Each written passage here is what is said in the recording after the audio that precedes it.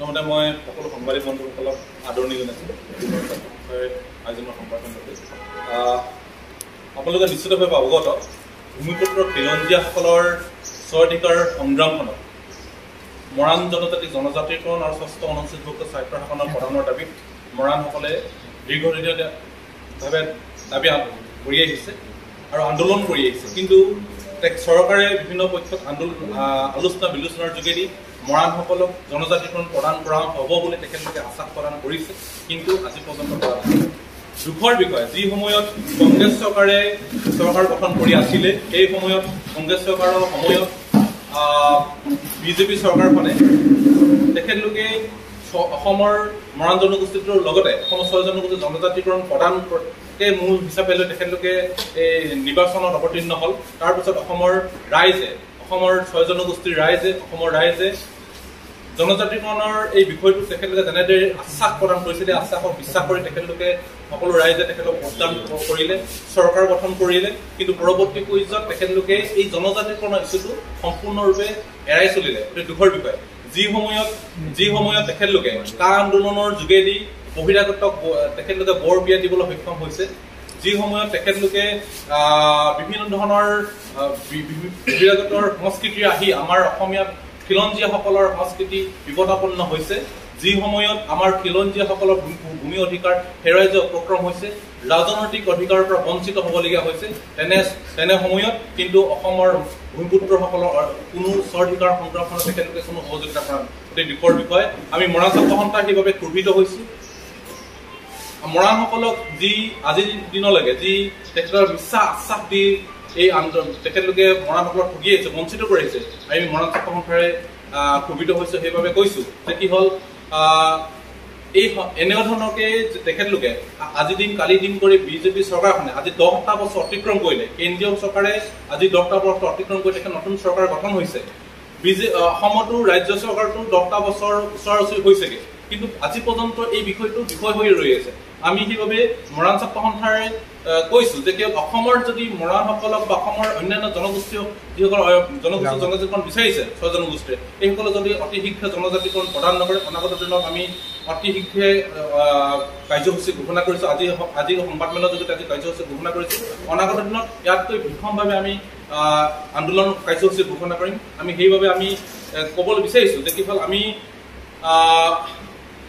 আজিৰ পৰা 1 জুলাইৰ পৰা আমি মৰাণ ছাত্ৰ সন্থাই এলানি কাৰ্যসূচী ঘোষণা কৰিছোঁ।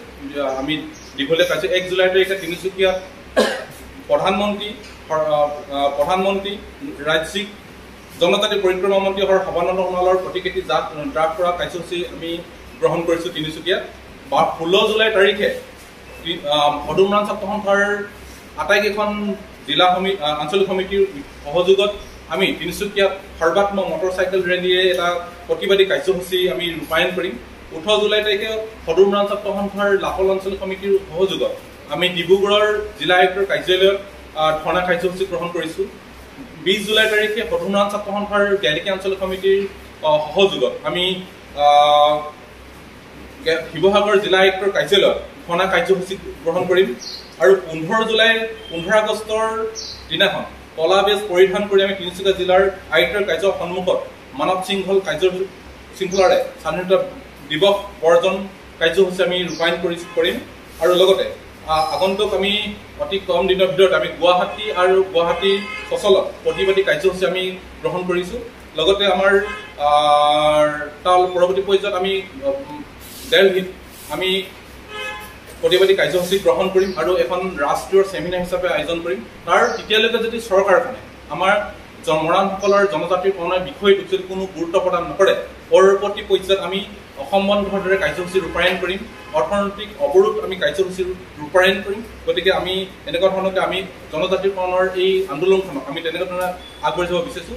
আৰু লগতে আমাৰ বিষয় কেইবাটাও আছে, যি কি হ'ল বিশেষকৈ অইল ইণ্ডিয়া লিমিটেডে তিনিচুকীয়াৰ থকা বা তিনিচুকীয়া উজনি অসমৰ যি যেনেদৰে খনন কৰি আহিছে, তাৰ পৰৱৰ্তী পৰ্যায়ত তেখেতলোকে অসমৰ খিলঞ্জীয়াসকলক যেনেদৰে প্ৰাধান্য প্ৰদান কৰিবলগীয়া হৈছিলে, সেই কিন্তু আজি পৰ্যন্ত কৰা নাই। গতিকে আমি ক্ষোভিত হৈছোঁ। সেইবাবে যদিহে আমি তেখেতলোকক দাবী জনাইছোঁ, অতি শীঘ্ৰে যদি তেখেতলোকে খিলঞ্জীয়াসকলক ভূমি অধিকাৰকে তেখেতলোক খিলঞ্জীয়াসকলক যদি আমাৰ যিসকলক খিলঞ্জীয়াৰ ভূমি অধিগ্ৰহণ কৰি তেখেতলোকে এই কৰি আহিছে, তেখেতলোকে খনন উৎপাদন কৰি আহিছে, সেই ক্ষেত্ৰত যদি তেখেতলোকে ব্যৱস্থা গ্ৰহণ নকৰে বা আমাৰ খিলঞ্জীয়াসকলৰ বসবাস কৰা ৰাস্তা পদূলিবিলাক তেখেতলোকে নিৰ্মাণ নকৰে বা আমাৰ নিবনুৱাসকলক যদি সংস্থাপন ব্যৱস্থা নকৰে, তেনেহ'লে অনাগত দিনত আমি অল ইণ্ডিয়া বিপক্ষেও আমি আন্দোলনৰ কাৰ্যসূচী গ্ৰহণ কৰিম।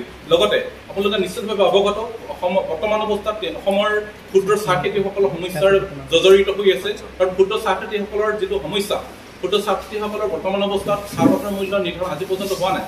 যি সময়ত মূল্য বৃদ্ধিৰে আকাশ পাইছেগৈ, তেনেস্থলত অসমৰ ক্ষুদ্ৰ চাহ খেতিয়কসকলৰ যি চাহ খেতি আজি পৰ্যন্তৰ দাম বৃদ্ধি হোৱা অতি দুখৰ বিশেষভাৱে আমি ইয়াৰ প্ৰতিবাদত আমি কাৰ্যসূচী পৰৱৰ্তী পৰ্যায়ত ঘোষণা কৰিম। গতিকে আজি সংবাদমেলৰ যোগেদি আমি জনাব বিচাৰিছোঁ যে কি হ'ল, ভাৰত চৰকাৰে বা অসম চৰকাৰে এই সমস্যাবিলাক যদি সমাধান নকৰে, তেনেহ'লে নিশ্চিতভাৱে আমি আন্দোলনৰ কাৰ্যপন্থা গ্ৰহণ কৰিম।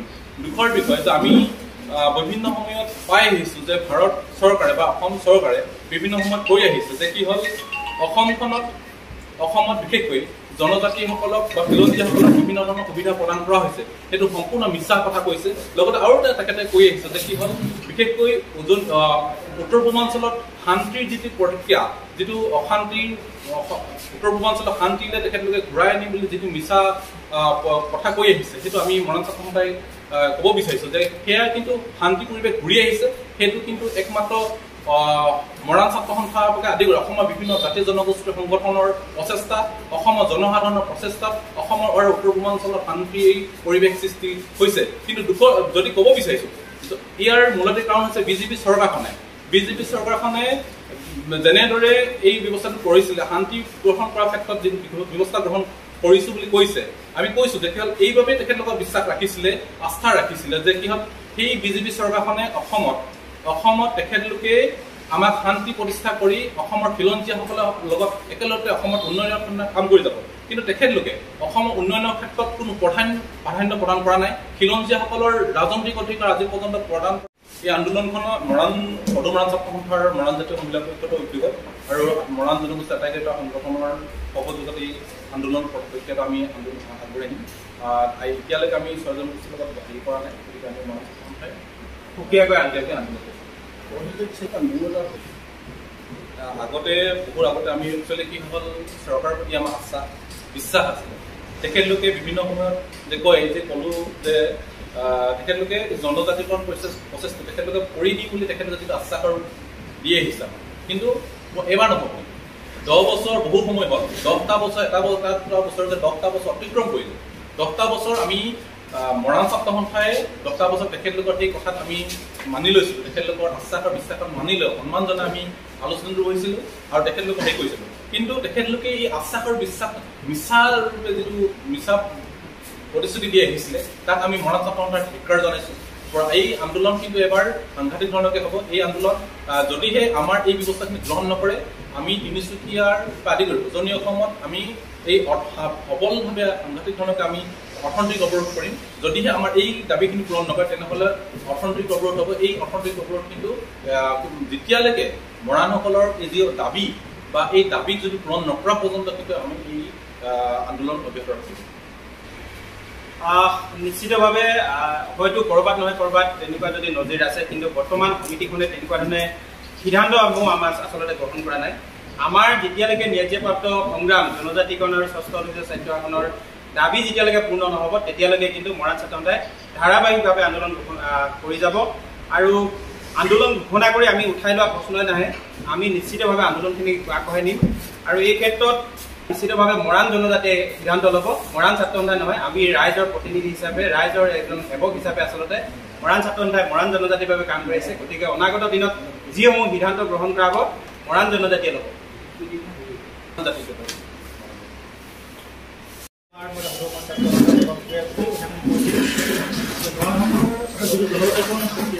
জনজাতিকৰণ প্ৰক্ৰিয়াটো আজন্ম অধিকাৰ। এই আজন্ম অধিকাৰৰ খৰ্ব কৰিছে চৰকাৰে। যিসমূহ চৰকাৰ অসমৰ এটা ভাৰতবৰ্ষত অতিবাহিত হৈ গৈছে বা প্ৰচলিত কৰিছে, তেওঁলোকে মৰাণসকলক সদায় মাহী আই চকুৰে চায়। আপোনালোকে গম পাইছেই যে মৰাণসকলৰ লগত একেলগে বসবাস কৰা যিসকল জনজাতি আছে, বড়োকে ধৰি তিৱা, ৰাভা, হাজং, বা ডিমাচাকে ধৰি এইবিলাক জনগোষ্ঠী হ'ল মৰাণসকলৰ একেবাৰে সহুধৰ ভাই হয়, একেলগে বসবাস কৰা হয়। এতিয়া আমাৰ এজন মানে দাস বুলি এজন মানে ভুৱন মোহন দাসে এটা পৰীক্ষা কৰিছিলে যে মৰাণসকলৰ তেজৰ পৰীক্ষাটো ডিমাচাসকল আৰু প্ৰিয়াসকলৰ লগত মিলে বুলি। তেওঁ এগৰাকী নৃত্যবিদ হয়। গতিকে আমি ভাবিছোঁ মৰাণসকলৰ যি সামাজিক ব্যৱস্থা, যি মানে জীৱনশৈলী বা যিটো মানে পদ্ধতি আছে, যি গোষ্ঠীগতভাৱে সেইটো মৰাণসকলে জনজাতিকৰণ কৰা সম্পূৰ্ণ যোগ্য। কিন্তু চৰকাৰৰ অমনোযোগিতা বা মৰাণসকলৰ প্ৰতি মানে অৱহেলা ভাৱত মানে কৰিছে, যি কাৰণে মৰাণসকলে বিভিন্ন ক্ষেত্ৰত মানে পিছ পৰি আছে। আৰু বাকী কথাখিনি আমাৰ সভাপতিদেৱে কৈছেই, আন্দোলনৰ কাৰ্যসূচী লোৱা হ'ব, তীব্ৰৰ পৰা তীব্ৰতৰ আন্দোলনৰ কাৰ্যসূচী লোৱা হ'ব। আৰু আমাৰ মানে ভৱিষ্যত প্ৰজন্মটো কেতিয়াও ভুল নাথাকে, নিজৰ ৰাজ্য প্ৰাপ্তখিনি আগুৱাই যাবৰ কাৰণে নিশ্চয় চেষ্টা কৰিব। গতিকে এইখিনি কৈছোঁ মোৰ ফালৰ পৰা। মৰাণ জনজাতিকৰণ আৰু ষষ্ঠ অনুসূচিত স্বায়ত্তশাসনৰ দাবীত অহা 1 জুলাইৰ পৰা মৰাণ ছাত্ৰ সন্থাৰ লগতে আমাৰ কেওটা সংগঠনৰ সহযোগত আন্দোলনৰ কাৰ্যসূচী আমি ঘোষণা কৰিছোঁ। অহা 1 জুলাই তাৰিখে প্ৰধানমন্ত্ৰী, গৃহমন্ত্ৰী আৰু জনজাতি পৰিক্ৰমা মন্ত্ৰীৰ লগতে সৰ্বানন্দ সোণোৱালৰ প্ৰতিকৃতিদান তিনিচুকীয়া চহৰত আমি কৰা হ'ব। 16 জুলাই তাৰিখে প্ৰতিখন আঞ্চলিক সমিতিৰ পৰা অহা প্ৰতিনিধিসকলৰ লগতে তিনিচুকীয়া চহৰত বাইক ৰেলীৰ জৰিয়তে তিনিচুকীয়াত এক প্ৰতিবাদী কাৰ্যসূচী গ্ৰহণ কৰিছোঁ। 18 জুলাই তাৰিখে সদৌমান ছাত্ৰ সন্থাৰ লাহোৱাল আঞ্চলিক সমিতি, ডিব্ৰুগড় নগৰ সমিতি, ডিব্ৰুগড় বিশ্ববিদ্যালয় গোট, ডিব্ৰুগড় জিলা আয়ুক্তৰ কাৰ্যালয়ত ধৰ্ণা কাৰ্যসূচী গ্ৰহণ কৰিছোঁ। অহা 20 জুলাই তাৰিখে সদৌমান ছাত্ৰ সন্থাৰ মৰাণ আঞ্চলিক সমিতি আৰু চৰাইদেউ আঞ্চলিক সমিতিৰ সহযোগত চৰাইদেউ জিলা আয়ুক্তৰ কাৰ্যালয়ত প্ৰতিবাদী কাৰ্যসূচী গ্ৰহণ কৰিছোঁ। অহা 22 জুলাই তাৰিখে গেলেকী আঞ্চলিক সমিতিৰ সহযোগত শিৱসাগৰত জিলা আয়ুক্তৰ কাৰ্যালয়ত আমি ধৰ্ণা কাৰ্যসূচী গ্ৰহণ কৰিম। আৰু 15 আগষ্ট তাৰিখে আমি মৰাণ জনজাতিকৰণৰ ষষ্ঠ অনুসূচিত স্বায়ত্তশাসন প্ৰদান নকৰাৰ দাবীত কলা বেজ পৰিধান কৰি 15 আগষ্ট বৰ্জনৰ কাৰ্যসূচী আমি ঘোষণা কৰিছোঁ। আৰু সমান্তৰালভাৱে যদি এই কাৰ্যসূচীখিনি গ্ৰহণ কৰাৰ পাছত যদি মৰাণ জনজাতিকৰণৰ ষষ্ঠ অনুসূচিত স্বায়ত্তশাসনৰ বিষয়টো চৰকাৰে গুৰুত্ব নিদিয়ে, অনাগত দিনত অৰ্থনৈতিক অৱৰোধ গুৱাহাটী আৰু দিল্লীত আমি কাৰ্যসূচী লোৱাৰ সিদ্ধান্ত গ্ৰহণ কৰিছোঁ। লগতে অসম বন্ধৰ দৰে কাৰ্যসূচী আমি হাতত ল'বলৈ বাধ্য হ'ম। 126টা সমষ্টিৰ ভিতৰত 21টা সমষ্টি ক্ৰমে তিনিচুকীয়া, মাৰ্ঘেৰিটা, শদিয়া, ডিগবৈ, মাকুম, ডুমডুমা, চাবুৱা, লাহোৱাল, টিংখাং, দুলীয়াজান, নাহৰকটীয়া, মাহমৰা, সোণাৰী, নাজিৰা, মৰিয়ানী, শিৱসাগৰ, যোৰহাট, ঢকুৱাখানা, ধেমাজি, জোনাই, চিচিবৰ গাঁও, লখিমপুৰত বসবাস কৰা মৰাণ জনজাতিয়ে একেলগে এইবাৰ আন্দোলনখনৰ কাৰ্যসূচী গ্ৰহণ কৰিব।